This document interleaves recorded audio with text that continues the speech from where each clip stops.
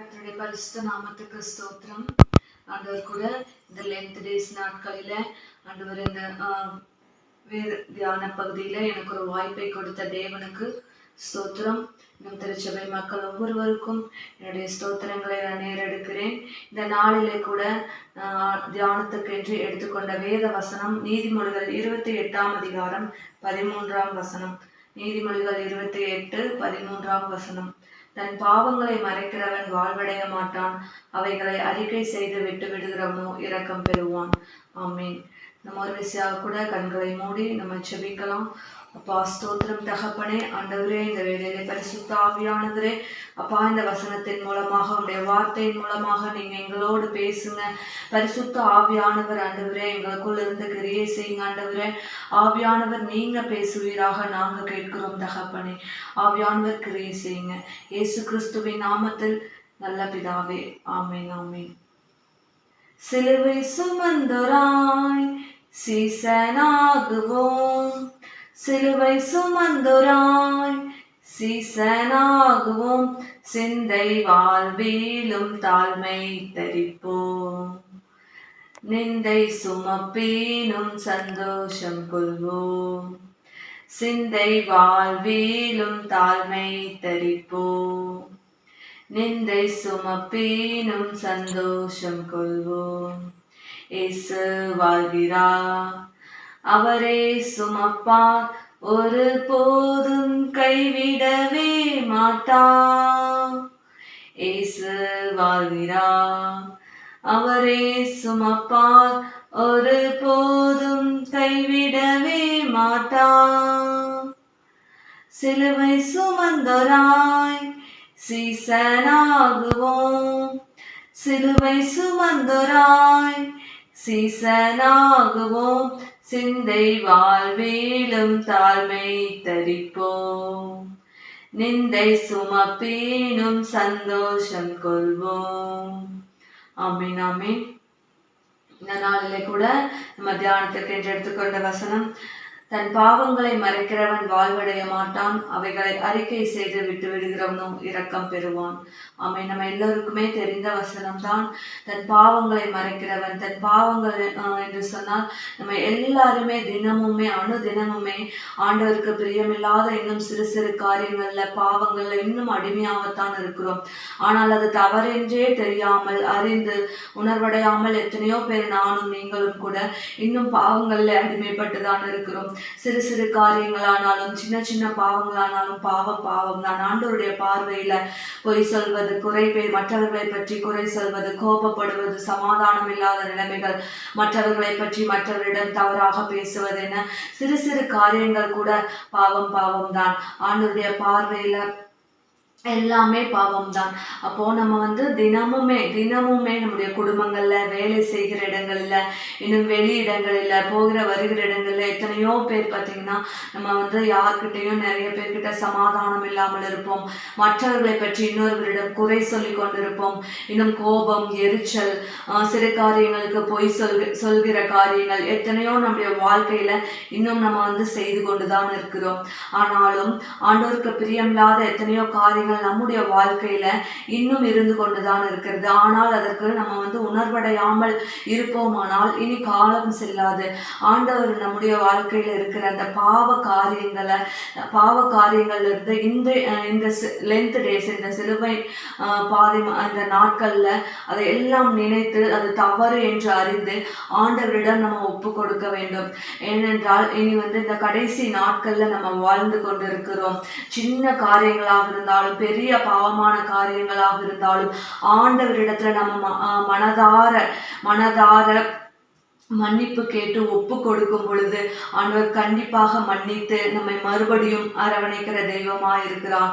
ஆனால் சில நேரங்கள்ல பாத்தீங்கன்னா நம்ம இது பாவம் என்று தெரிந்துமே துணிகரமாக நிறைய பாவங்களை நம்ம செய்து கொண்டிருக்கிறோம். அனுதின வாழ்க்கையில, நம்முடைய ஆவிக்குரிய வாழ்க்கையில கூட நம்ம அதனால அந்த பாவத்தின் காரணமாக சில பாவங்கள் துணிகரமாக செய்வோம். அது துணிகரமாக செய்கிறதுனால ஒரு குற்ற உணர்ச்சி உண்டாகும். நம்முடைய மனதில வந்து அந்த குற்ற உணர்ச்சி உண்டாகும் பொழுது ஆண்டவரை தேடுவதில் நம்ம குறைந்து போவோம், வேதத்தை வாசிக்கிறதுல குறைந்து போவோம். ஏனென்றால் நம்ம வந்து ஒரு பாவத்துல அடிமை ஆகும் பொழுது நமக்கே தெரியாம நிறைய வந்து சோசியல் மீடியாக்கள், அதாவது மொபைல் யூஸ் பண்ணாம யாருமே இப்ப இருக்கிறது இல்ல. மொபைல்ல தீமையான காரியங்களும் உண்டு, நன்மையான காரியங்களும் உண்டு.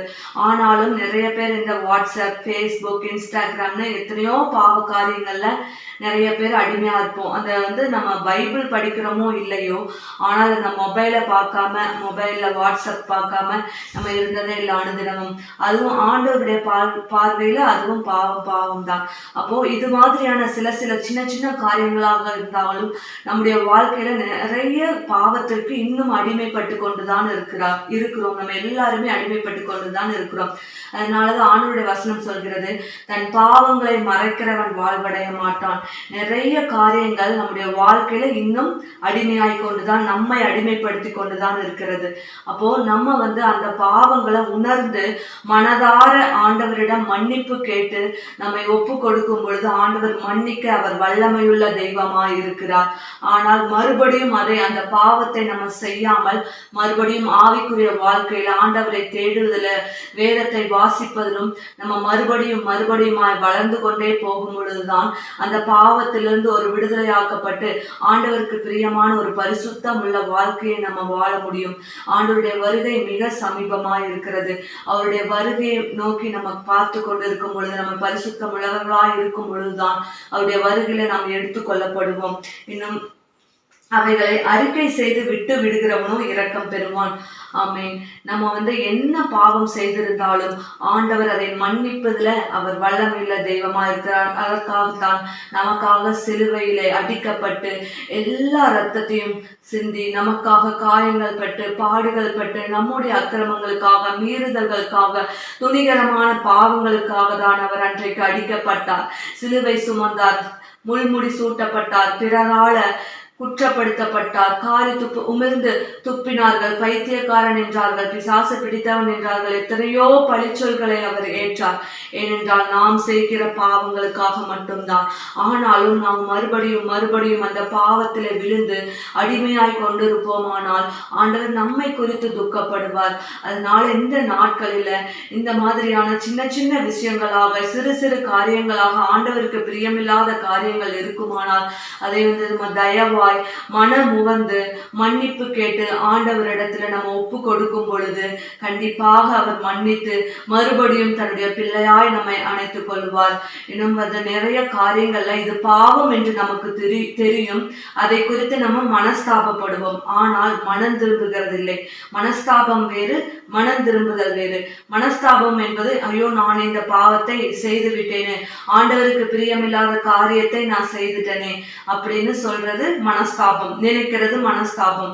ஆனால் நம்ம அந்த மனஸ்தாபப்படுகிறதுனால நமக்கு எந்த பயனும் பிரயோஜனமும் இல்லை. அந்த பாவத்தை விட்டு நாம் மனம் திரும்ப வேண்டும். அதுதான் ஆண்டவர் நம்மை குறித்து எதிர்பார்த்து கொண்டிருக்கிறார். நம்ம அந்த பாவத்திலே அடிமையாய் அப்படியே விழுந்து போவது ஆண்டவருடைய சித்தம் அல்ல. மனஸ்தாபப்படுகிறது மட்டும் இல்லாமல் அந்த பாவத்தை ஆண்டவரிடம் மன்னிப்பு கேட்டு அதிலிருந்து எனக்கு ஒரு விடுதலை வேண்டும் ஆவியானவரே, அப்பா எனக்கு என்னால முடியல, இந்த பாவத்திலிருந்து எனக்கு ஒரு விடுதலை தாங்கன்னு ஆண்டவரிடம் நம்ம கேட்கும் பொழுது மனஸ்தாபப்படுகிறதை விட மனம் திரும்புதல் நம்முடைய வாழ்க்கையில காணப்படுமானால் கண்டிப்பாக ஆண்டவர் நம்முடைய பாவத்தை மன்னித்து மறுபடியுமாய் நம்மை பரிசுத்த வாழ்க்கைக்கு நேராக எடுத்து செல்ல அவர் வல்லமையுள்ள தெய்வமாய் இருக்கிறார். ஆமீன், ஆமீன். இன்றைக்கு கூட நம்ம ஜெபிப்போம். இந்த வசனத்தின்படி நம்முடைய பாவங்கள் இதுவரை நாம் செய்த ஒவ்வொரு பாவ காரியங்கள்ல இருந்து ஆண்டவரே எங்களுக்கு விடுதலை வேண்டும், இன்றைக்கு ஒரு விடுதலை தாங்க, நாங்கள் ஒரு மனம் திரும்புதலுடைய வாழ்க்கை வாழ வேண்டும் என்று நம்ம ஒரு விசையாய் நம்ம ஜெபிக்கலாம். அப்பா உம்மை ஸ்தோத்திரிக்கிறேன் தகப்பனே.